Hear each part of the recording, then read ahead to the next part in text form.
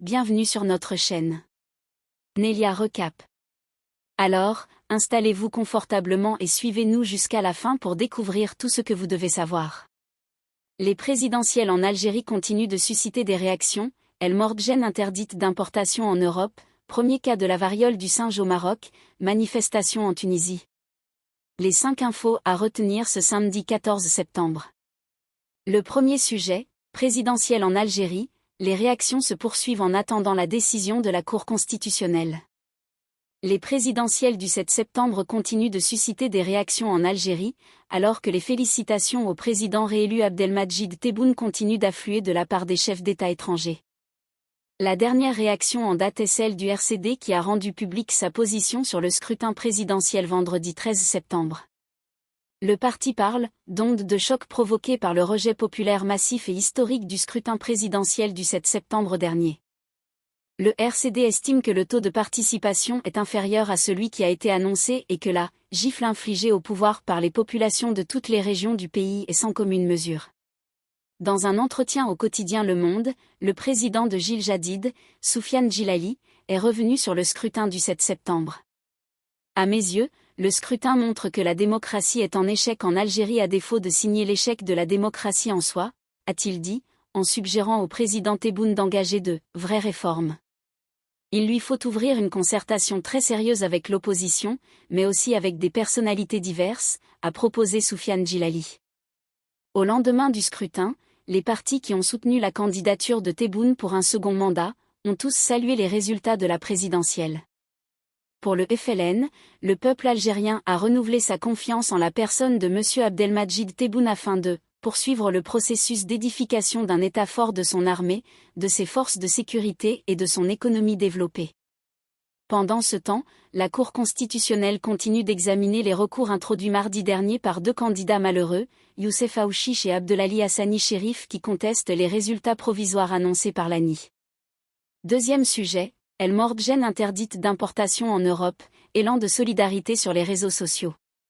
C'est un coup dur pour les amateurs d'El Mordjen en France où la célèbre pâte à tartiner algérienne rencontre un succès phénoménal.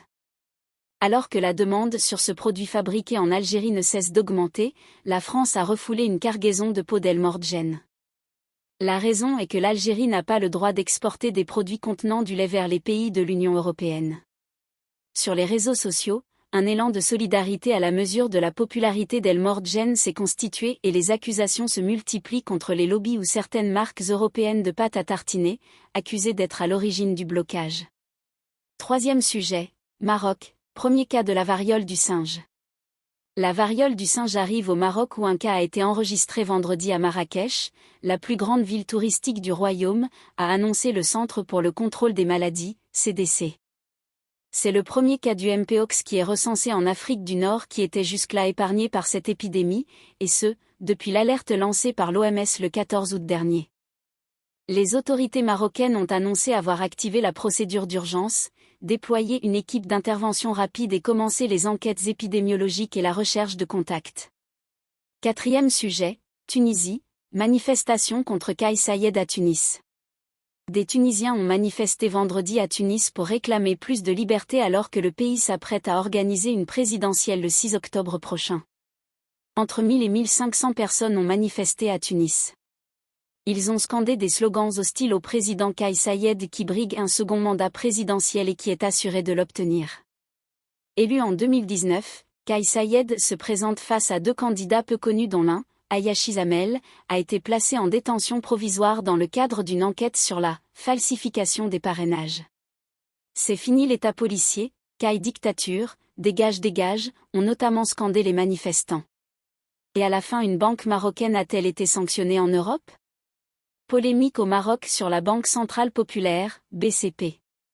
Des informations de presse font état d'une amende de 130 millions d'euros et du retrait du passeport de la banque dans 3 pays européens, la Belgique, les Pays-Bas et l'Espagne. Le groupe BCP, qui aurait été sanctionné pour blanchiment d'argent, a réagi via les médias proches du Palais Royal, pour démentir l'information. Toutefois, la banque marocaine n'est pas sortie d'affaire, puisque sa succursale Chabi Bank en Belgique fait l'objet d'une procédure judiciaire depuis 2020. Merci d'avoir regardé cette vidéo. Si vous l'avez apprécié, n'oubliez pas de liker, de vous abonner à la chaîne et d'activer la cloche pour ne pas manquer nos prochaines vidéos. À très bientôt.